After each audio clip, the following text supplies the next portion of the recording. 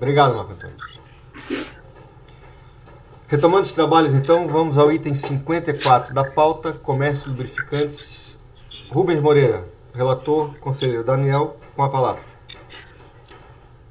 Bom, presidente, Perdão, o erro que foi. Tentando aqui. Talvez só um segundo. Bom, esse processo envolve uma matéria que a gente já enfrentou algumas vezes aqui na turma, tá?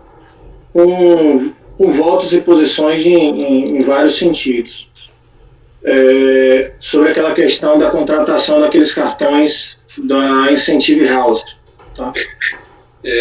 Só que esse processo aqui, ele tem algumas peculiaridades, desde a fiscalização. É por isso que eu peço venha aqui para ler alguns trechos, inclusive do TVF, porque é imprescindível, ao meu ver, entender qual foi a lógica de fiscalização do fiscal, sobre o que o fiscal entendeu e firmou sua convicção, e a partir de que convicção ele fez o lançamento. Tá? Isso para a gente analisar o que é que teve na decisão da DRJ, a decisão recorrida, uma decisão da DRJ de Florianópolis aí de vocês. O presidente só está carregando aqui o arquivo.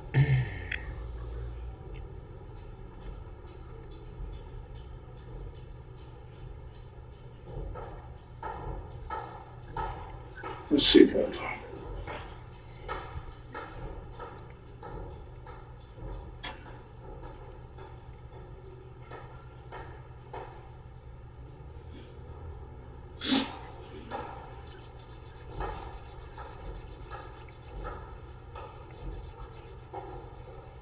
Fiz uma correçãozinha aqui, salvei, está demorando de salvar aqui na pasta T. Mas já está finalizando. Se não finalizar, eu abro do meu computador. Bom, acho que agora foi. Bom, aí na página 2 do voto, eu cito alguns trechos do TVF que eu considero importantes, então vou ler aqui rapidamente para vocês.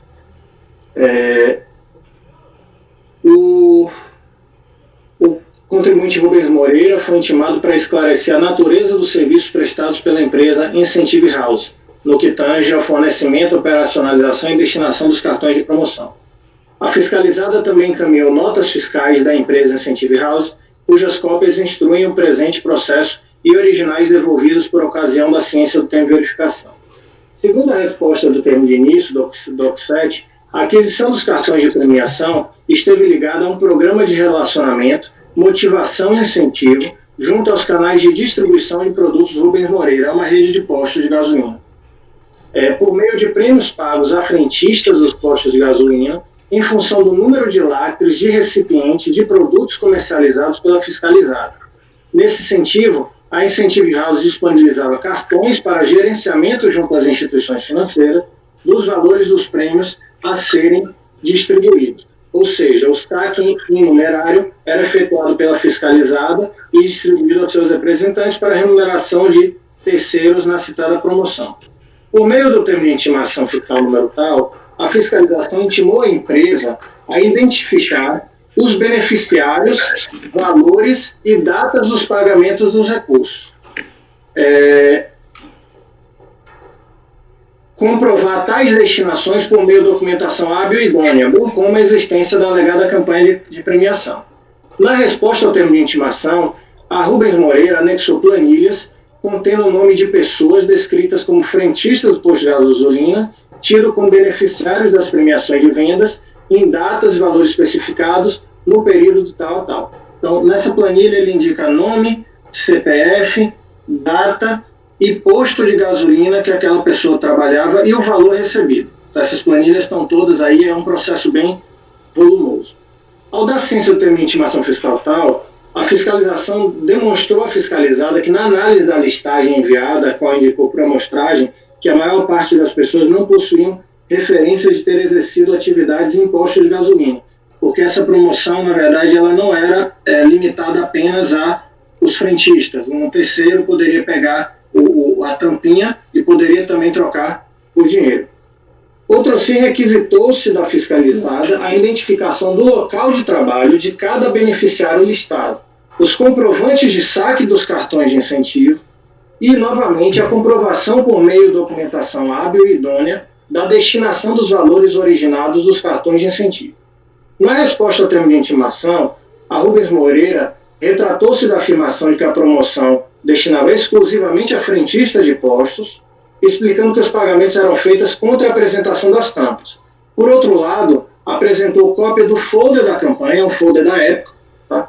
Da campanha promocional, que está no meu voto mais na frente, vocês vão ver, e solicitou prazo adicional para juntar as declarações de comprovantes de recebimento de valores. O termo de intimação fiscal tal esclareceu à fiscalizada questões relacionadas à pesquisa realizada em relação ao vínculo empregatício dos beneficiários, bem como a plausibilidade da ocorrência da citada campanha. Ou seja, o fiscal já nesse momento, ele já entendia plausível de que fato a campanha tenha acontecido. Tá? Repisou, no entanto, que a questão central agora está situada na comprovação documental da destinação dos beneficiários. Ou seja, ao meu ver, nesse momento, o fiscal, de forma clara, já entendeu a causa do pagamento, porque ele autuou pelo 61, que é beneficiário não identificado ou pagamento sem causa. Tá? Então, ele concordou com a causa. Tá? E a conclusão mais na frente também leva esse motivo. E passou a investigar se tem o destinatário, de fato, identificado. O termo de intimação... Por meio de resposta ao termo de intimação fiscal, isso no item 11 aqui do TBF, a fiscalizada apresentou a documentação constante do anexo 1, DOC 21, posteriormente acrescentada, a qual contempla declarações e recibos dos beneficiários constantes da listagem apresentada em anexo à resposta ao termo de intimação fiscal. No entanto, constata-se tais documentos não abrangiam a totalidade dos beneficiários. Em resumo, eram quase 1.000 lançamentos. Ele apresentou aproximadamente 550 recibos, certo? Os recibos foram produzidos posteriormente, porque ele não tinha esse recibo na época, ele foi atrás dos funcionários para produzir o recibo, então as datas dos recibos são 2007 e 2008, os fatos foram lá de trás. Os recibos têm o CPF e o nome do beneficiário, e é uma declaração dizendo que recebeu valores do posto na promoção tal. Também não tem o valor indicado nesse recibo. Eu estou alertando isso porque isso foi um ponto que a DRJ levantou, apesar de que a fiscalização acatou. Pode-se verificar, aí ele vem aqui na análise, né, do termo de intimação fiscal, o que é que acontece, os pagamentos feitos, e é o item 14. Na oportunidade, a fiscalização já alertou Rubens Moreira quanto à penalidade prevista. Nesse sentido, de acordo com a resposta ao termo de intimação fiscal, a fiscalizada limitou-se a apresentar uma listagem compreendendo 1.524 ocorrências de pagamento e 970 beneficiários no decorrer de 2003 e 2004, tendo por título promoção de vendas, número tal. Reafirma a distribuição de prêmios às pessoas identificadas na referida listagem, mesmo que não exclusivamente frentistas. Neste ponto é importante destacar que o conjunto de informações obtidas no decorrer do procedimento fiscal indicam a ocorrência da citada promoção. Então, aqui o fiscal, mais uma vez, conclui: a promoção aconteceu, a causa do pagamento existe. Mas tal fato, como foi frisado a fiscalizada, não é por si suficiente para a comprovação da destinação do beneficiário, a identificação do beneficiário. Haja vista a forma particularmente aplicada e adotada pela empresa para pagamento de valores de sua campanha de premiação, inclusive sem o registro contábil das operações de entrega dos recursos a terceiro, seria imprescindível que tais destinações estivessem atestadas documentalmente pelos beneficiários listados pela Rubens Moreira, pois a provável existência da citada premiação não elige a necessidade de identificação. Nesse sentido, a empresa apresentou recibos de parte dos beneficiários, mas, a despeito das oportunidades, não logrou êxito em apresentar a documentação de grande parte dos beneficiários listados. Tá? Desta forma, não aduzindo provas da ocorrência dos pagamentos que alega ter feito, a fiscalização relacionou em anexo a este termo os beneficiários indicados, os quais não foram apresentados recibos. Ou seja, a fiscalização acatou todos os recibos apresentados pelo contribuinte, excluiu esses lançamentos da autuação e manteve a autuação por presunção tão somente para aqueles lançamentos para os quais o contribuinte não apresentou o recibo. Então, em linhas gerais, esse é o contexto. Artigo 61, pagamento ao beneficiário não identificado ou sem causa. Entretanto, no curso da fiscalização, a causa foi identificada e parte desses 900, 500 e poucos beneficiários foram identificados mediante recibos apresentados pelo contribuinte. Esses recibos foram todos acatados pela fiscalização e ele lançou a diferença. Tá? Contra o lançamento de ofício, o interessado traz impugnação e recurso, mais ou menos é a mesma coisa. Ele justifica toda a promoção. E o que é que ele faz com a impugnação? Ele traz mais 299 recibos. Ele tinha apresentado, dos 970 beneficiários, ele tinha apresentado na fiscalização 518 recibos, os recibos foram acatados, e traz agora na impugnação mais 299 recibos, tá? Elidindo aproximadamente 85% da infração. Eu até olhei, e aí já passando um pouco para minha análise de volta, eu tentei fazer essa correlação, mas eu não consigo fazer essa correlação porque a planilha não está em arquivo editável, tá? A planilha é listado todos. Não está em ordem alfabética de nomes. E os recibos também não foram indicados em ordem alfabética. Então, mesmo para você fazer uma amostragem, é muito difícil nesse universo de 299, mais milhares de páginas de planilha, eu consegui fazer essa amostragem para conferir se os CPFs que estão nesse recibo estão naquela listagem ou estão sendo cobrados aqui. Tá? Então, essa é uma dificuldade que eu tive no curso do voto, que eu vou levantar mais na frente. Aí vem a DRJ, e a DRJ não dá provimento uma alegação que ele diz também, que ele foi autuado por INSS, né, por conta, teve um lançamento de cobrança de contribuições previdenciárias, que a gente sabe que parte do motivo da utilização da Incentive House é uma remuneração indireta aos seus funcionários. Isso está sendo discutido em outro auto, e realmente não tem nada a ver com isso daqui. Agora, a DRJ não acatou essas provas, tá? Esses recibos apresentados pelo contribuinte, por entender que não eram meio usáveis ou idôneos, e aí enfrentou a prova, e essa análise eu vou fazer mais na frente. Aí, em recurso, o contribuinte alega as razões de mérito e traz também uma alegação de alteração do critério jurídico pela DRJ. Ele falou, olha, eu apresentei os mesmos recibos, o mesmo tipo de documento que eu apresentei na fiscalização, e a fiscalização acatou, e eu fui autuado porque eu não apresentei o restante. Agora a DRJ está dizendo que esses recibos que eu apresentei não são imprestáveis por uma série de motivos, 4 motivos basicamente, que eu vou citar mais na frente. Então, assim, de novo, ele pede improcedência total.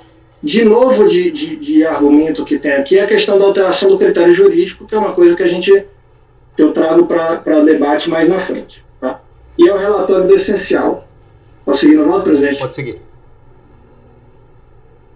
Bom, o presente processo resume-se a análise do contrato firmado com a Incentive House. Não são poucos os casos já analisados por STO, cujo objeto de análise reside na relação entre o contribuinte e a Incentive House.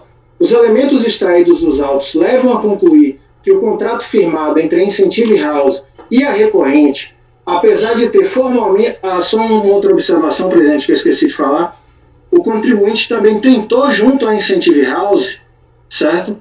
Essa comprovação identificada de beneficiário a beneficiário e os pagamentos feitos. Ela provou isso nos autos, que mandou vários e-mails para a Incentive House pedindo isso, e não teve êxito em trazer. Os elementos extraídos dos autos levam a concluir que o contrato firmado entre a Incentive House e a recorrente, apesar de ter formalmente seu objeto a atividade de elaboração de campanhas publicitárias, é um contrato para possibilitar a complementação da remuneração dos empregados e dirigentes do recorrente, através de créditos em cartão de débito bagdético. Esse cartão era usado pelo beneficiário como dinheiro, servindo para aquisição de bens e serviços nos estabelecimentos conveniados ou para saque em espécie. Aí trato aqui alguns termos de negócio jurídico, coisas que a gente já analisou. No entendimento da autoridade fiscal, as verbas cujos destinatários ou causa não foram comprovados no curso da fiscalização deveriam ser tributados a alíquota de 35% na fonte, nos termos do artigo 61 da 8981. Neste particular, é necessário ressaltar que a autoridade fiscal teve um procedimento fiscal irreparável. É sabido que tais negócios jurídicos são realizados pelas empresas com o objetivo de reduzir, em especial, a carga de contribuições previdenciárias sobre as relações de trabalho. Também é fato que as empresas acabam por assumir e correr o risco de eventualmente serem fiscalizadas e autuadas, como a recorrente efetivamente foi, tanto para beneficiário não identificado quanto para contribuições previdenciárias. Entretanto, a postura adotada pela contribuinte, ao tentar de forma simulada reduzir sua carga tributária, não se constitui como fato gerador tributário. A intenção do agente, eventualmente, pode ser considerada para fins de qualificação da penalidade. Desta forma que, mesmo diante de graves indícios, o agente fiscal aprofundou seu procedimento fiscalizatório, buscando exaurir a existência ou não da comprovação a respeito dos destinatários dos pagamentos. Isto porque, caso identificado o beneficiário e a causa, não restaria perfectibilizado o tipo legal previsto no artigo 61. Neste particular, entendo que o caso em análise guarda algumas particularidades que distinguem de outros lançamentos do tipo, e por isso é importante citar especificamente alguns trechos do TVF onde a autoridade fiscal relata o procedimento adotado. Eu vou pedir, Vênia, para passar aqui por cima que é aquilo que eu já li lá em cima no relatório. Vê-se, portanto, que a autoridade fiscal, aí eu estou aqui na página 12, vê-se, portanto, que a autoridade fiscal reconheceu a ocorrência da alegada campanha promocional indicada pela recorrente. Veja que, desde o início, a contribuinte contribuiu com o procedimento fiscalizatório, justificou os pagamentos com a alegada campanha promocional e apresentou lista individualizada de todos os beneficiários, datas de recebimento, cidade e valores. A contribuinte chegou a apresentar à fiscalização, inclusive, material publicitário da alegada promoção. E aí eu printei aí na tela da página 13 o panfleto, né, que discriminava aqui a questão da troca, até a validade, que é até dezembro de 2004, ou seja, é contemporâneo, tá, aos fatos narrados, e como funcionava. Você pegava a tampinha do lubrificante, etc., e ela trocava por R$1. Cada tampinha valia R$1, essa era a promoção. Além disso, a recorrente comprovou ter buscado junto à Incentive House extrato detalhado dos pagamentos realizados via cartão, conforme se verifica de e-mail anexado pelo próprio fiscal, às folhas 795.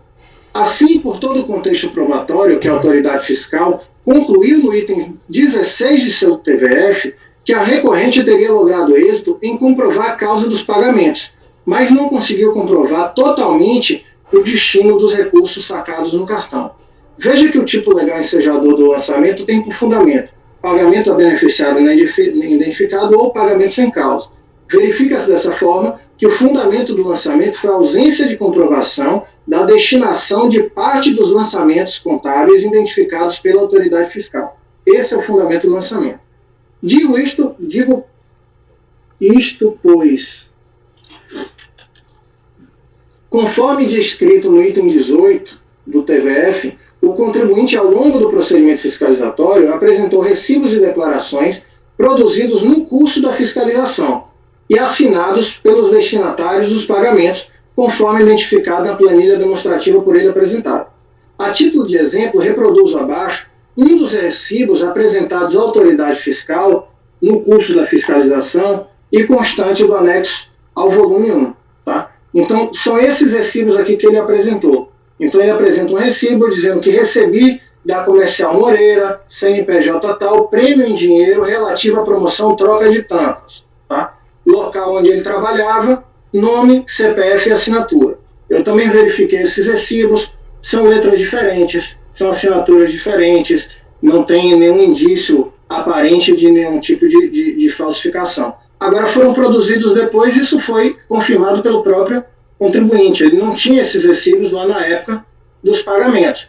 E as datas dos recibos são posteriores, 2007 e 2008, que foi no curso da fiscalização e no auto de infração que ele foi produzindo isso. A data desses recibos é um dos fundamentos que a DRJ alegou para não aceitá-los. Tá? O fiscal aceitou, mas a DRJ não aceitou. A autoridade fiscal acatou tais comprovações e excluiu os pagamentos direcionados às pessoas signatárias dos referidos recibos, por entender estar comprovada a destinação, procedendo ao lançamento quanto aos pagamentos que permaneceram não identificados. Por sua vez, em sede de impugnação, o contribuinte, além de ressaltar que teria sido autuado na matéria previdenciária em razão do pagamento a funcionários ou contribuintes individuais, o que, segundo ele, excluiria o presente lançamento, que não concordo, também promoveu a juntada de mais 299 recibos. Em resumo, dos 970 beneficiários notificados pela fiscalização, 518 foram apresentados na fiscalização e acatados pela autoridade fiscal, e sem impugnação, e despromover agora a juntada de mais 299. Quando da análise da impugnação, a DRJ não acolheu tais documentos como comprobatórios, o que fez com base nas seguintes razões. Quanto à decisão da DRJ, eu quero antes citar um ponto. A DRJ ela não relata nada disso do procedimento fiscal. A DRJ não relata que esses recibos são iguais aos apresentados ao curso da fiscalização. A DRJ não enfrenta a alegação de que esses recibos foram acatados pela autoridade fiscal e são documentos absolutamente semelhantes. Analisa eles de forma isolada. E quais são as conclusões dele para negar a aceitação desses documentos? Está aqui no final da página 15.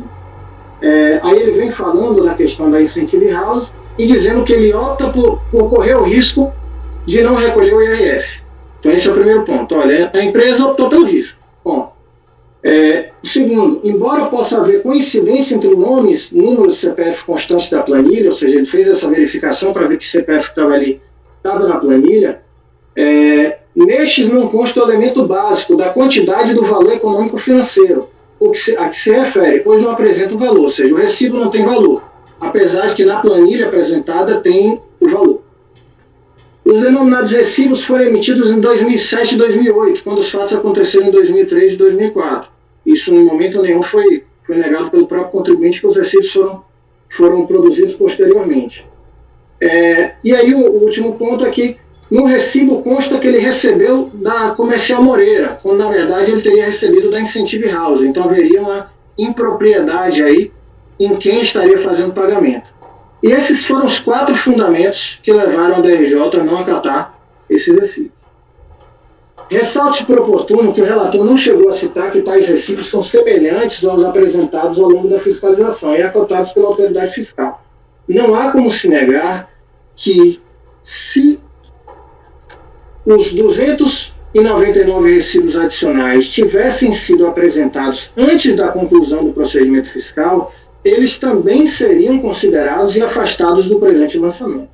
Reproduzo abaixo um dos exemplos de recibos apresentados junto com a impugnação e reapresentado no recurso. Eu fiz questão de juntar um recibo aqui novo, presidente, para mostrar que é exatamente igual ao formato dos recibos apresentados na fiscalização. Tá? Data posterior, com assinatura, com CPF, o texto é igual, o documento é exatamente o mesmo, só muda o CPF. Não há como se negar que tais recibos, se apresentados isoladamente, seriam provas frágeis. Foi essa análise que a DRJ fez. Na medida em que não indica data, valores e pagamentos, bem como devido ao fato de terem sido produzidos posteriormente. Entretanto, dentro de todo o contexto probatório, bem como de todo o detalhamento individualizado apresentado pelo contribuinte desde o início da fiscalização e da comprovação da alegada promoção, a autoridade fiscal acatou tais recibos como comprovação de que tais valores foram pagos a destinatários identificados. Então, se estivesse analisando esses recibos isoladamente, eu concordaria que não tem validade nenhuma, mas dentro de todo o contexto probatório e investigatório que foi feito, eles têm uma validade, ao meu ver.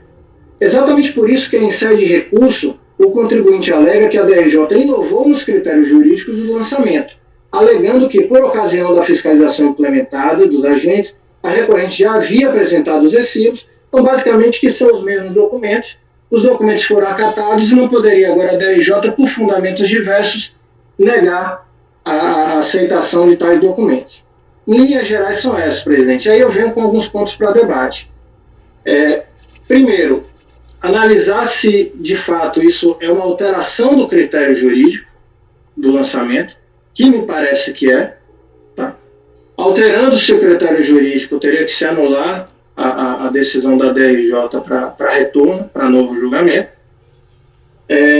Superado esse ponto, aí eu venho com duas situações. Eu tentei até fazer o batimento dos CPFs com a lista, né? Só que, como eu já relatei, a dificuldade é imensa pelo volume de documentos e por não ter arquivo pesquisável, por não ter planilha. Então, eu não consegui fazer. Eu consegui identificar 2 ou 3 no volume de 299.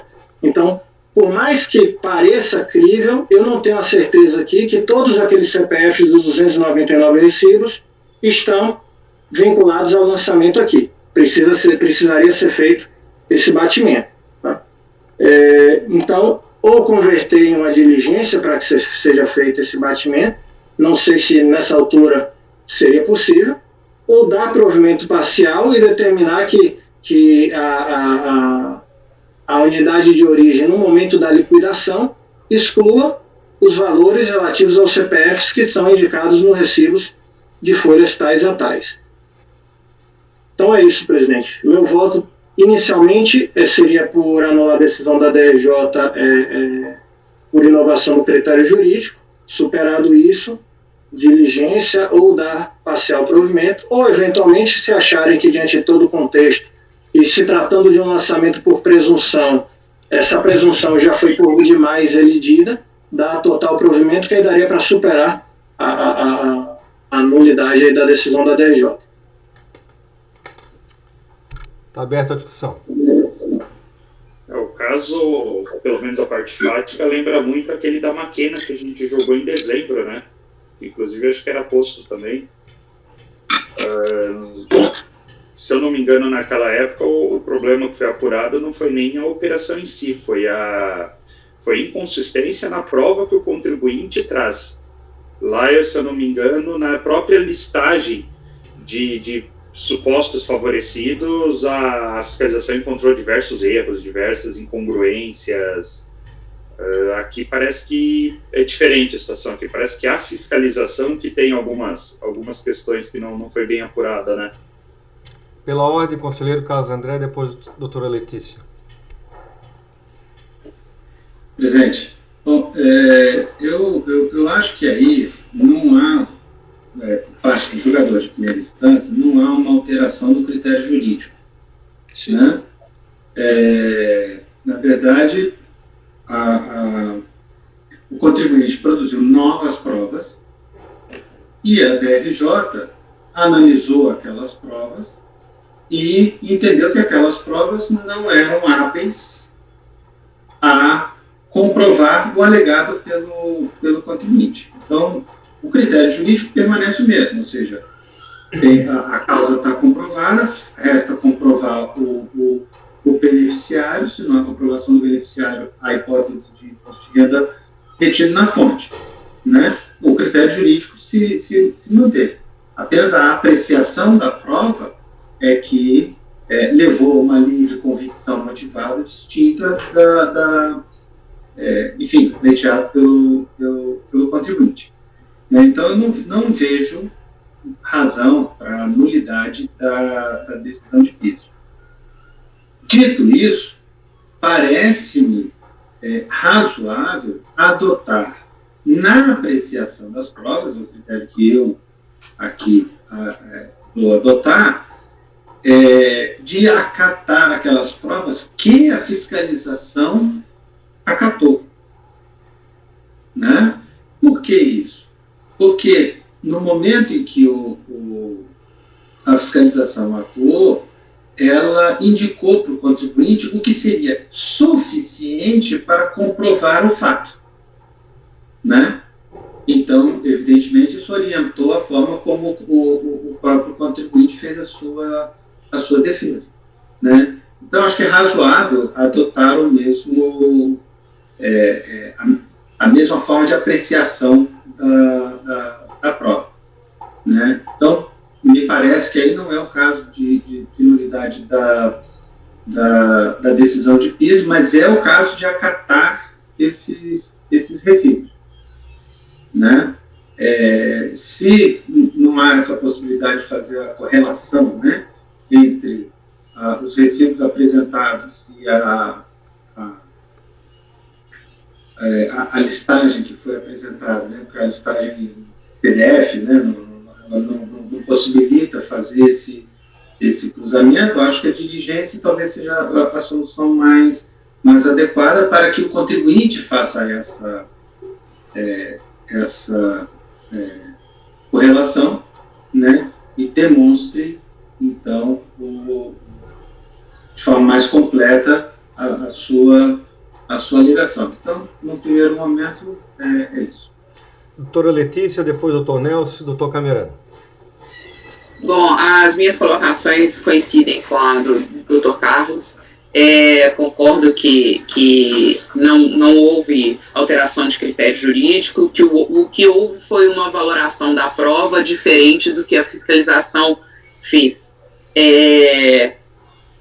Eu particularmente acho que seria mais efetivo excluir os lançamentos relativos aos CPFs que correspondam aos recibos, mas eu acho que isso pode ter algum problema processual, porque vai ser uma decisão ilíquida que a gente pode dar. Então, eu acho que nós temos realmente que converter em diligência para que se identifique os beneficiários que não foram identificados, teoricamente, e se exclua os valores que estão sendo identificados e os beneficiários indicados. Porque, na verdade, a gente sabe que esse planejamento, isso não é um planejamento, né? Isso é uma forma de evasão mesmo, para o INSS, né? Não tem nada a ver com o imposto de renda. Então, seriam essas as minhas considerações. Doutor Nelson. Presidente, quanto a essas provas novas, 299 recibos, não houve mudança de critério jurídico. Veja, a fiscalização, quando ela valorou as provas, as questões fáticas, né? Ela valorou a questão fática, mas isso não vincula a DRJ a seguir o mesmo entendimento quanto à questão fática, que é a produção da prova. A fiscalização acatou aquelas, 600 documentos, mas esses novos que entraram no processo a partir da impugnação 299 é uma questão fática, né? Se refere a um fato. É a valorização da prova. Ela não, segundo a DRJ, ela não atende a todos os critérios para ser valorada como prova, né? A fiscalização já teve valorou o fato, a prova de uma forma, mas isso não vincula e não é violação de critério jurídico. É questão de valoração da prova. E eu concordo, então, com a doutora Letícia e com o doutor Carlos André, que não houve mudança de critério jurídico, mas sim de valoração da prova, né? E, no mais, eu acho que uma diligência aí não faz mal, não. Tô camerando.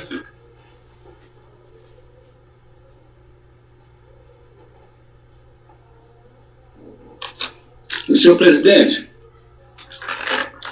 enquanto ouvindo o voto do relatório e voto do relator, eu fui pesquisar a decisão DRJ, mais um termo de verificação, fiz algumas anotações. Naquele caderninho? Oi? Naquele caderninho? Isso, eu fui aqui anotando porque, na realidade, só o voto da DRJ, eu participei desse voto lá, não como relator, mas eu gostaria de fazer algumas considerações aqui em relação ao relatoriado e voto do Dr. Daniel. Nós temos que nos ater ao seguinte, presidente. Nós estamos tratando aqui de R-fonte, tá? Comprovação, falta de comprovação. Tá? É só isso. Inicialmente, eu gostaria de esclarecer aqui, só retificar algumas coisas, ou ratificar. Quando da análise de mais de 1.000 beneficiários que foi feito na fiscalização, a fiscalização teria dito que somente 31% desses beneficiários que foram trabalhados, né, que foram beneficiados pelo programa, que somente 31% eram frentistas, ligados a postos de gasolina. Aí foi feita uma nova intimação para que o contribuinte se respondesse a essa situação. Ela disse, olha, não se trata somente de frentista, o programa da campanha contemplava representantes comerciais, contemplava outras pessoas que não estavam diretamente ligadas na bomba de gasolina. Tá? No termo de intimação fiscal de 21 de novembro de 2007, a fiscalização é muito clara e muito precisa quando ela diz o seguinte: se a empresa conseguir as referidas declarações de representação e beneficiários participantes da promoção por amostragem, somadas aos elementos já apresentados, seria razoável admitir que possa ter ocorrido a referida campanha, premiação. Por quê? O contribuinte disse, olha, não são somente frentistas. Então, a fiscalização, olha, se você me conseguir trazer aí a relação dos beneficiários, é um indício fortíssimo de que a campanha existiu.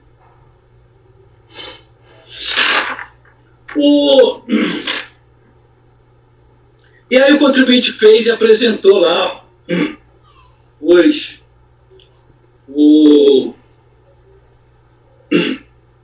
os recibos. Porque na fiscalização, a fiscalização tinha relacionado lá por CPF e valor, mas não tinha o nome do beneficiário. E a contribuinte, na sua resposta, ela apresentou o quê? Os recibos que foram solicitados. Eu gostaria de... Estou fazendo essas observações porque o relatório que me foi apresentado por ocasião da nossa apreciação na DRJ, eu acredito que ele não tenha sido tão bem detalhado como foi pelo conselheiro Daniel. Eu acho que naquele relatório essas explicações faltaram para um julgamento mais adequado. Por que eu digo isso? Porque no relatório que eu estava vendo aqui, grande parte dele dirige à questão da incentive house, trazida de um outro documento anterior, que ela teria agido em outras situações, querendo indicar que ela seria uma coisa fraudulenta. Mas em nenhum momento nesse processo, e isso não ficou claro no relatório, a fiscalização, por quase 3 vezes, ela fala que a campanha existiu. Isso não foi explicitado no relatório da DRJ. A DRJ se limitou, basicamente, no ponto central, olha, os recibos apresentados não têm os valores. Ora, para quem está ouvindo um relatório dessa natureza e que já conhecia, já tinha antecedentes dessa empresa em outros processos, certamente você fica bem induzido a aceitar essas. Só que a questão não é a falta dos valores dos recibos, porque os valores já estavam na listagem apresentada pela fiscalização, já estão lá os valores. Isso não ficou claro no relatório da DRJ. Por isso, quando eu reli aqui o relatório, acompanhando a descrição do voto conselheiro, eu estou notando que realmente houve uma falha no relatório da DRJ. Eles não estão tão bem explicitados como está aqui. Eu fui checar, não se trata, vou reiterar novamente, lá grande parte da nossa convicção foi porque os recibos trazidos não continham os valores. Só que os valores já estão na relação que já foi apresentada anteriormente, que a fiscalização separou os CPF e disse, olha, eu não tenho os beneficiários desse aqui, só tem CPF valor. Ele veio e traz quase 300 beneficiários. Não precisou trazer os valores, porque está identificado pelo CPF, que são aqueles que já têm os valores. Então, essas situações o relatório trazido aqui, ele é bem diferente do relatório que me foi mostrado por ocasião da nossa apreciação na DRJ.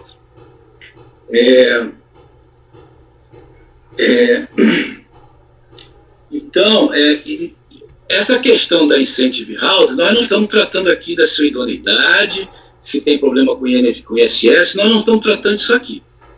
Tanto que a despesa que a contribuinte dá o dinheiro para ela fazer a campanha e depois reverte esse dinheiro através de premiação, apesar dela ter sido, a recorrente ter sido intimada para apresentar essa saída de recursos, que ela disse que ela não conseguiu apresentar, ela até foi intimar a Incentive House para apresentar, isso não foi objeto do lançamento, senão ela teria glosado essa saída de recursos. A fiscalização passou ao largo disso, por quê?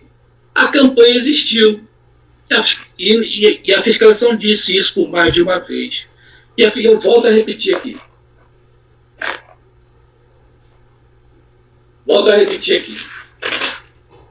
Se a empresa conseguir as referidas declarações de representantes e beneficiar os participantes da promoção por amostragem, somadas aos elementos já apresentados, seria razoável admitir que possa ter ocorrido a referida campanha da premiação.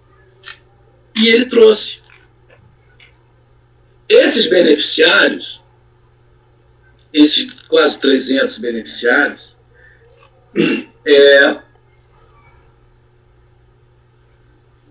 só queria dizer aqui, eu fiz uma pequena conferência, doutor Daniel.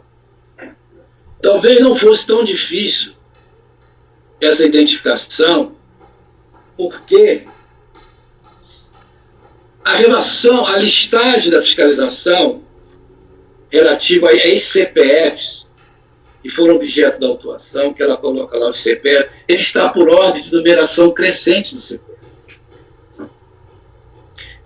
Me parece que eu fiz aqui uma pequena amostragem, eu selecionei 2 ou 3 aqui, eu vi que o CPF trazido, o recibo do CPF trazido na impugnação, está coerente com o CPF da listagem da fiscalização.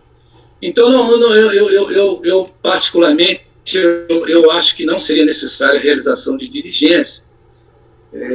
Na realidade, as provas, eu acho que trazidas naquele recibo, foi um engano na época, que disse que os recibos não têm os valores, mas não era disso que se tratava. Os valores já estavam lá na relação da fiscalização. Então, senhor presidente, eu acho que é só isso que eu tinha a comentar. Eu acho que essa conciliação ela é possível, talvez. Ih, travou. Conselheiro Camerano? Conselheiro Camerano travou. Enquanto ele retorna, eu acho que ele já estava nos finalmente das considerações dele. Doutor Daniel, teria alguma consideração a fazer depois de tudo que ouviu? Assim, eu ainda acho que teve uma inovação do critério na medida em que o critério para lançamento foi lançar o que ele não apresentou, certo? De documentação. E aqui a mesma documentação não está catando. Mas eu acho que essa discussão acaba sendo superada, porque se converter em diligência, isso sequer vai ser votado. E se superar isso para eventualmente dar um provimento total, como me parece que era o que o Camerano estava sugerindo, também isso vai estar prejudicado, então não tem maiores importâncias. Mas eu concordo com uma eventual diligência, tanto que é uma proposição. Não tinha identificado que o CPF estava em ordem crescente, não consegui ter não tem essa explicação lugar nenhum, mas eu falo de fiscal aí de vocês, eu fui na mão mesmo, procurando, eu achei também uns 2 ou 3, me parece, junto com uma outra amostragem que o Camerano fez, que de fato os CPFs estão ali, mas eu não tenho certeza de que todos estão ali, tenho uma presunção aí de que estão, dentro do meu entendimento, mas mesmo assim sobraria um volume de operações, mesmo acatando esses 299. Né? Então acho que a presunção está muito enfraquecida, sim, mas por outro lado eu não posso deixar de considerar que se fizer essa diligência sobra alguma coisa do lançamento. Então, ao meu ver, eu estaria mais tendente à diligência aqui para liquidar de forma correta do que dar um total provimento. Por mais que seja um processo muito antigo, já devesse ter terminado há muito tempo, mas acataria a proposta de diligência se for maioria. Eu acho que seria mais seguro mesmo, né? Aí eu indicaria para o próprio contribuinte fazer essa correlação dos CPFs com os valores indicados na planilha e tal. Não é um trabalho muito grande, seria resolvido, eu acho que de forma rápida, né? E você teria total segurança, né? Em proferir seu voto.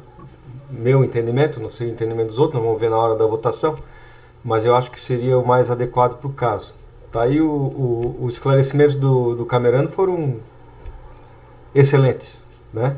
De quem propriamente viveu o julgamento na primeira instância, e para mim bastante esclarecedor, tá? As considerações feitas pelo Camerano. Vamos deixar ele voltar para a gente iniciar a votação? E para ver como o relatório é de extrema importância, né? Porque assim, se eu lesse esse voto isolado, sem analisar os autos e o restante, eu teria concordado com ele, com o voto da RJ. Mas analisando os autos, você vê que tem todo um contexto ali que não foi relatado. Né?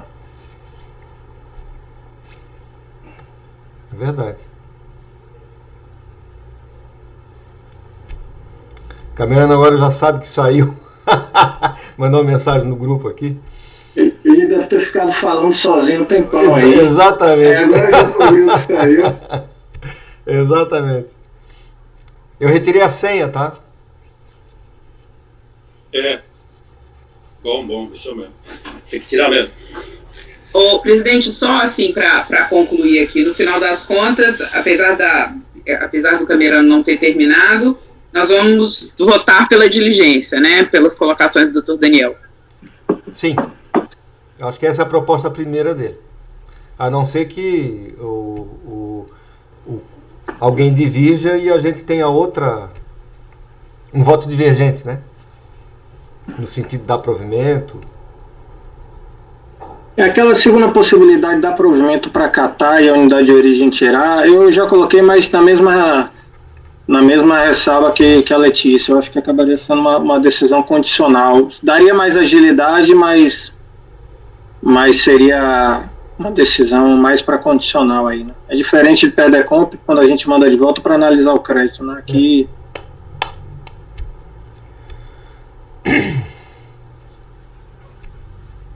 Eu expulsei o Camerano em algum momento para ele ver que ele tinha caído. Fê-lo muito bem.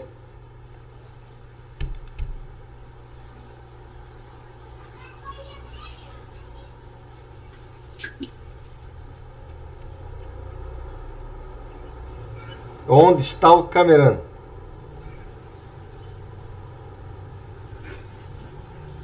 Esse retorno aí é complicado, né? Dá um desespero, né? Para voltar rápido e demora. Por isso eu prefiro fazer o refresh lá em cima, entendeu? Simplesmente aperta na bolinha lá e ela entra de novo. Porque quando você sai fora, você tem que ir lá botar de novo o endereço. Talvez não ache o endereço. Entendeu? Dá o refresh e ele volta para o mesmo endereço.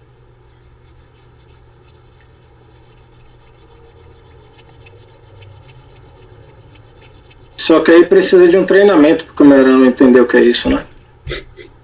Ele saiu, vai pegar o caderninho dele, tá digitando o endereço. Tu viu que ele tava folheando o caderninho, né? Tu viu que ele tava folheando o caderninho. Ô, doutor Daniel? Oi. se eu estivesse relatando e propondo essa diligência, você ia votar contra, né? De jeito nenhum, pelo contrário. Ah, isso aí... Esse processo de Incentive House aqui foi o mais bem instruído que eu vi até o momento. Camerano! Consegui! Que beleza. Camerano, a gente, enquanto o senhor estava ausente, tentando Sim. Reentrar na sala, o doutor Daniel reformulou seu voto, Ele nos deu várias opções, na verdade, inicialmente, Sim. tá? E concluiu pela diligência, tá ok? Então nós vamos passar a votação. Aliás, eu tinha dito para eles, inclusive em relação às tuas considerações, para mim foram muito esclarecedoras, né? E por parte de quem realmente viveu o julgamento do processo, tá? Muito bom mesmo. Então, assim, o voto nós vamos encaminhar no sentido de baixar os autos em diligência para a unidade de origem, tá ok? No sentido de quê? O contribuinte, primeiro intimar o contribuinte para que ele correlacione os recibos juntados na impugnação e no recurso com CPFs, nomes e valores constantes do anexo tal, que é o que sobra do lançamento, e depois a autoridade fiscal excluir isso dos valores, fazer uma planilha consolidada com os valores remanescentes. Você já não tem os valores lá na listagem que a fiscalização considerou que não aceitou? Você tem os valores lá. Lá tem os valores. A autoridade fiscal pode fazer isso também direto. Eu pensei em trazer o contribuinte. Eu fiz porque a fiscalização é o seguinte: olha, você me traga os recibos. Sim. Foi trazido. Porque a fiscalização estava entendendo que só que 30% era de frentista. Ele trouxe, ele disse que não, são vários integrantes, são vários representantes comerciais, tudo. Ele trouxe recibos. Eu peguei um CPF dele lá, eu fiz a checagem, o CPF do recibo que ele trouxe na impugnação, e esse CPF que ele trouxe na impugnação, tem CPF lá naquela listagem lá da fiscalização, e tem o valor lá. Agora eu não sei se vocês querem que ele traga o valor. Não, o valor já tem. Eu não quero que ele traga o valor, não. Eu só queria que ele fizesse essa correlação com as planilhas. Mas que pode ser feita pela autoridade fiscal também, presidente. Eu acho mais assim, ó. Você veja bem.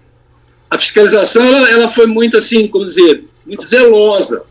Ela foi passo a passo, foi intimando, foi aceitando, foi explicando. Então, seria interessante que eu acho que se querem fazer essa diligência, a tributação por presunção, ela está muito enfraquecida já, mas, enfim, faz a diligência lá para a autoridade fiscal.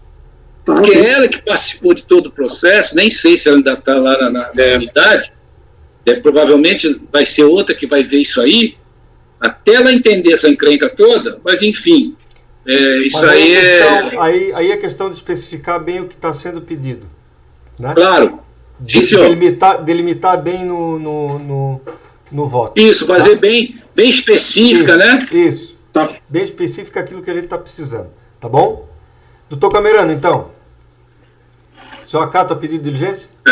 Se vocês já acordaram com isso aí, eu vou com a diligência. Então tá bom. Doutor Carlos. Com diligência. Doutor Nelson. A doutora Luciana, desculpa.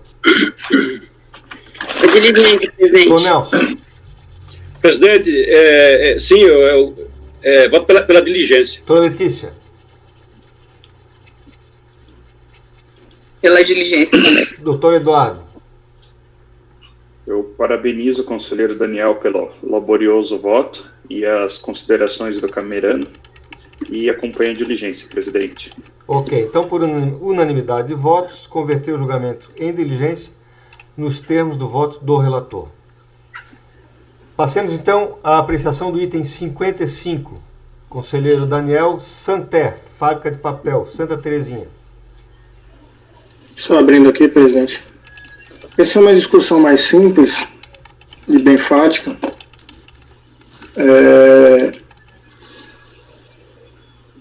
Aqui se trata de R-fonte em razão de rendimentos recebidos acumuladamente em pagamentos de indenizações ou acordos trabalhistas. Tá? Peço que vá direto aí para o voto, que eu trato de forma bem detalhada. Só são 2 pagamentos, tá? que estão sendo objeto aqui do recurso. Tá? O primeiro pagamento, aí cito aqui o artigo 62 da NSRF, que a discussão é se seria tributável ou não, porque tem parte disso seria a título de indenização. Né? São processos bem antigos, certo? Do 2001, 2000. O primeiro pagamento realizado a Antônio Carlos Marques Machado, fato gerador de 1/8/2001. A dúvida recorrente que dos R$ 13.500 pagos ao reclamante em 25/7/2001, R$ 12.000 refere-se à indenização por danos morais, conforme decisão proferida pelo TRT. Cito aí a decisão do TRT, em que ele diz, condena aqui ao pagamento de R$ 12.000 em danos morais. Tais argumentos são consistentes com as provas dos autos, como, por exemplo, o pedido de liquidação provisória realizado pela reclamante, bem como o respectivo demonstrativo de cálculo anexo. Aí eu cito aqui o cálculo, então sempre consta esses R$ 12.000 como dano moral. Tá? Assim aqui, restando demonstrado, e o autuante está cobrando IR-fonte sobre os 13.500, sobre a totalidade. Assim aqui, restando demonstrado que os 12.000 indicados e que compuseram a base de cálculo do lançamento refere-se à indenização por dano moral, não há que se falar em incidência de imposto de renda face à sua natureza indenizatória. O próprio contribuinte diz isso, ele fala, desses 3.500, 12.000 não são tributáveis. Tá? No final ele pede improcedência total do lançamento, mas de certa forma ele confessa que parte disso daqui seria tributável e parte não seria. Só que tem uma outra questão aqui, e aí eu vou já levantar os pontos de discussão deles esse, que é a questão do rendimento acumulado, né, e a decisão do STF, no sentido de que o rendimento acumulado ele deve ser tributado de acordo com o mês de competência que ele deveria ter sido recebido e não com o mês de recebimento, nos casos de verbas trabalhistas. E aí, como o CARF determina a aplicação desse entendimento, eu estou dando nessa parte aqui parcial provimento ao recurso para determinar a exclusão da base de cálculo dos valores pagos a título de indenização por danos morais e também que deve ser revisto o presente lançamento para aplicar os rendimentos de natureza salarial ou remanescentes pagos acumuladamente às tabelas e alíquotas de imposto de renda vigentes à época em que os valores deveriam ter sido adimplidos. Acho que não vai dar nada pelo valor aqui que sobra. Vai cair tudo no limite de isenção. Esse é o primeiro ponto. Quer analisar ponto a ponto, presidente, ou quer seguir direto? Vamos direto. Tá. E outro ponto aí pode gerar um pouquinho mais de discussão. Um pagamento de R$ 150 mil, certo? Isso foi feito através de um acordo. A gente sabe que antigamente na Justiça do Trabalho, e lógico, quando você faz um acordo, você está pedindo dano moral e dano material, um é tributável, outro não tributável, e uma acordo, a pessoa optava por acordar para receber o que não é tributável, né, e abrir a mão do rendimento do rendimento que viria a ser tributado. Isso durante muito tempo foi questionado pela própria Receita, se poderia ou não. Hoje a Justiça do Trabalho, ela não permite mais que isso aconteça, ou seja, ela limitou essa liberalidade do acordo na medida em que ela exige que o acordo seja proporcional à natureza das verbas pedidas. Então, se você está pedindo 90% de verbas remuneratórias, você não pode, no acordo que você faça, 90% tem que ser remuneratório e 10% tem que ser indenizatório. Então, isso já existe hoje. Na época não existia. Tá? O acordo está aqui, eu tenho aqui o termo de conciliação, um acordo judicial homologado em juízo, tá? Em que tem lá no item 3, a reclamada pagará ao reclamante a quantia de R$ 150 mil em uma única parcela, ser paga em 4/12/2001, diretamente ao reclamante, a título de verba indenizatória, em razão do distrato. Ou seja, o próprio acordo, mesmo que de forma genérica, não tem detalhamento dos valores, não tem dizendo quanto é que ele estava pedindo ou não, mas o próprio acordo homologado em juízo, ele estabelece que esses 150 mil seriam a título indenizatório. Então, a homologação do acordo consta as folhas 188 dos autos. Da análise da referida peça processual, é possível verificar que as partes indicaram que o valor pago pelo acordo, um imposto de 150 mil, teria a natureza de verba indenizatória. Em que pese reconheça que, em muitos casos, a caracterização como verba natureza indenizatória possa ser feita para fim de reduzir a incidência de tributação, entendo que não é possível desconsiderar um acordo homologado em juízo para fim de alterar a natureza da verba nele discriminada. Ademais, mesmo que de forma genérica, o referido instrumento de acordo detalhou expressamente que tal pagamento se referia à verba de natureza indenizatória, e tal fato foi homologado em juízo, não cabendo a este relator afastar sua aplicação. Outrosim, veja que o agente fiscal sequer aprofundou sua fiscalização para verificar os pedidos realizados pelo reclamante, ou a desproporção da verba dita como indenizatória. Tão somente autuou o valor pago como totalmente remuneratório, desconsiderando inclusive a regra de competência. Mesmo que fosse remuneratório, viria para o mesmo problema do pagamento anterior. Ele tributou tudo naquela data do recebimento.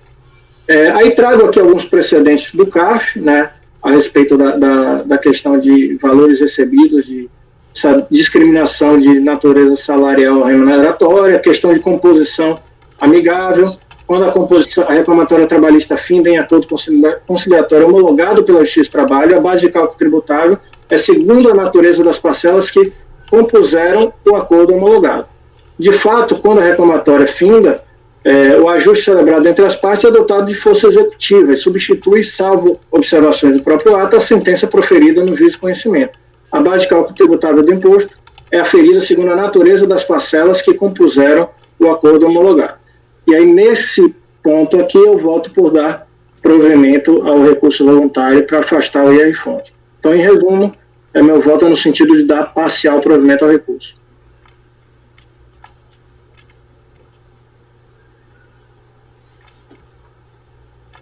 Só um momento.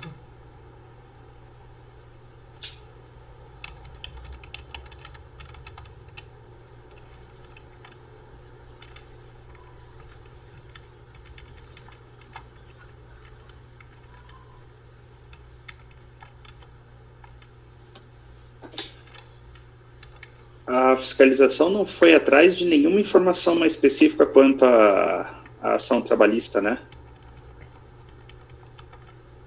Não, nada. Ela poderia ter ido atrás da inicial para ver o que é que está sendo pedido, para proporcionalizar pelo menos, mas nada, ela pegou tudo. Você vê que inclusive outro que é uma sentença judicial mesmo, tem uma liquidação em que diz qual é o valor do dano moral, mesmo assim ele pegou tudo e colocou no mesmo bolo e cobrou o IR-fonte.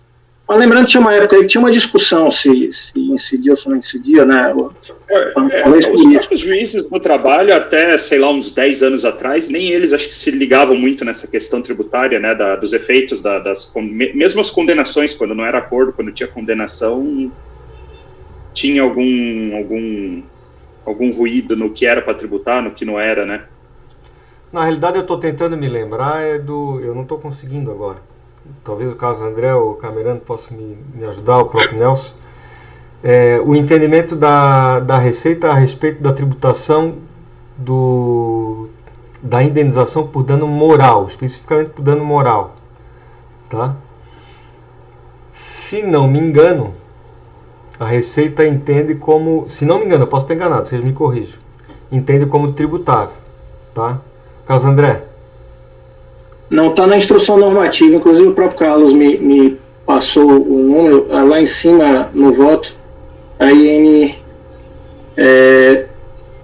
1500, artigo 62. Ele fala que as verbas de dano moral não são tributáveis.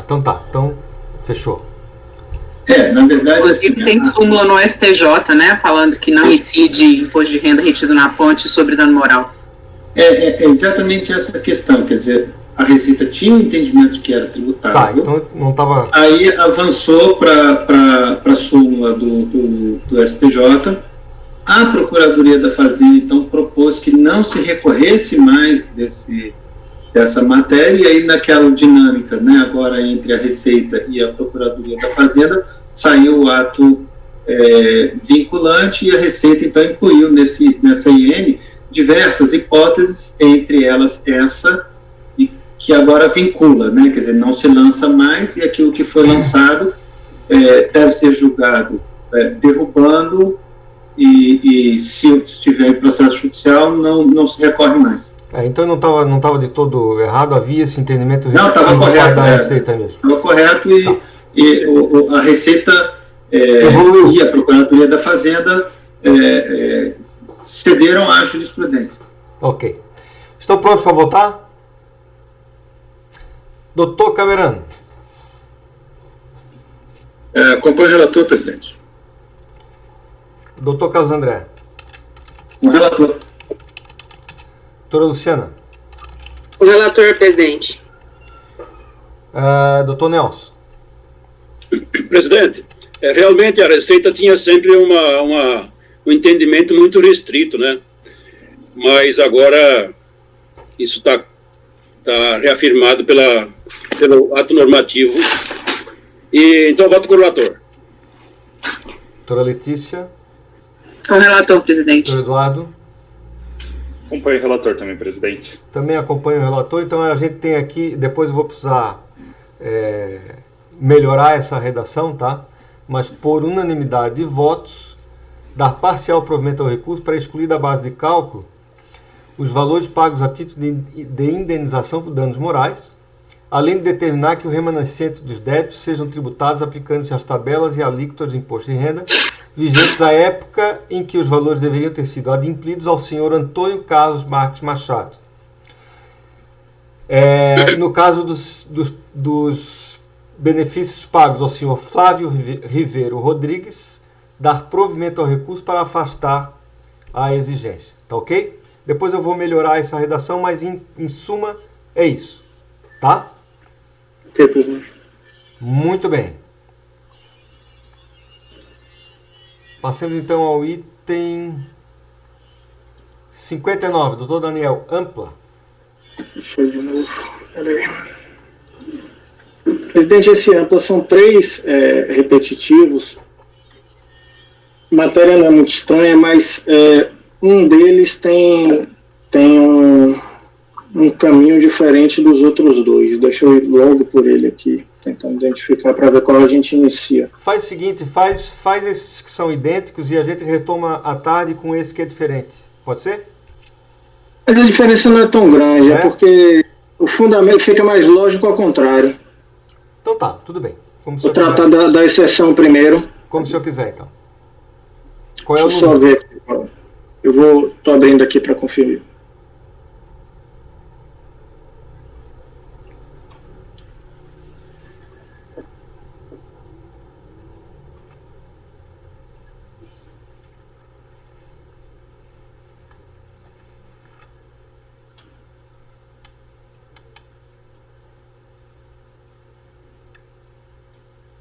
Esse. Bom, o de final 1180. Antes de começar, Daniel, eu vou liberar o Marco Antônio, que ele tem que sair ao meio-dia. Tá? Apoio.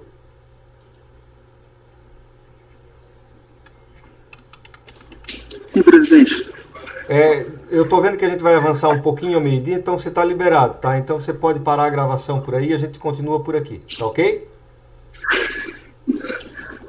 Gravação parada, presidente. Tá ok. Pode continuar, Daniel. Então, item 71 primeiro, presidente. 71. Isso. Item 71, ampla. Relator Daniel. Tá. Não é um caso muito diferente, a gente já julgou alguns desses aqui, só que o aprofundamento da fiscalização nos outros 2 processos foi diferente. Basicamente, é cooperativa, tá? Que tem aquela possibilidade de fazer a compensação, né, do IR-fonte, semelhante um pouco com aquela sistemática de JCP, né, que ele faz o recolhimento dentro do mesmo mês para o rendimento pago aos seus cooperados, e quando há aquela divergência quanto ao código de recolhimento. Tá? Quando eles alegam que o responsável pela retenção informou em DIF o código 1708, que é aquele pagamento genérico a pessoas jurídicas, ao invés do 3280, que daria direito a aquela compensação. Tá? esse processo aqui é basicamente esse. O fundamento do fiscal foi, olha, você não pode compensar e a fonte deste código, você tem que levar para o saldo negativo. E ele fala, olha, o que eu prestei serviço foi serviço cooperado. O fiscal não entra nessa análise se é cooperado ou não. Isso é importante porque nos outros dois ele entra nessa análise, tá? Se é serviço cooperado ou não. Aqui ele não entra nessa análise, é basicamente o erro de código de recolhimento. E que ele fala, olha, o meu serviço é cooperado, apresenta as notas, eu não tenho interferência sobre o código que o contribuinte ou que a fonte pagadora vai lançar, até porque a DIF ela é apresentada depois, ao final do exercício, eu não tenho esse controle. E a gente já tem alguns precedentes aqui na turma, entendendo que isso não é um óbice intransponível, tá? Inclusive, eu cito aqui um precedente meu, então eu já estou falando e já estou relatando o caso e já estou meio que votando, viu, presidente? Ok. Agora, de novembro de 2019, um precedente dessa turma também, que foi por unanimidade, que está ali na página 7, né, o acórdão 1401-003-984, em que a gente afasta a impossibilidade de utilização do crédito de fonte recolhido sob o código 1708, mas sem deferir o pedido de repetição, porque de fato o crédito não foi analisado pela unidade de origem. Aí a gente aplica aqui o parecer normativo COSIT número 8. Tá? Então eu estou indo nesse sentido, de afastar esse óbice do aproveitamento sob esse código e determinando o retorno dos autos à unidade de origem para que a unidade de origem analise a certeza e liquidez do crédito de forma originária. E é como eu voto, presidente.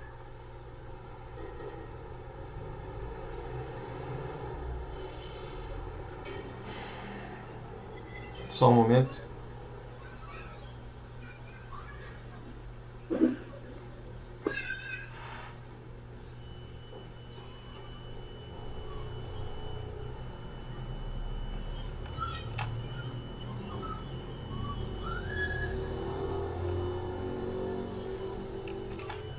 Ele pede uma diligência também que eu indefiro, tá, presidente? Tá. Muito bem. Doutor Camerano. Acompanho o relator, presidente. Doutor Carlos André. Com o relator. Doutora Luciana. Com o relator, presidente. Doutor Nelson.